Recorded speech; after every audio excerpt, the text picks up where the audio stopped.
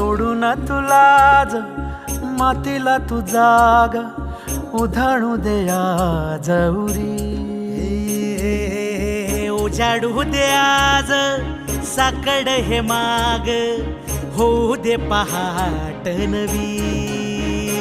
आता होऊन जाऊ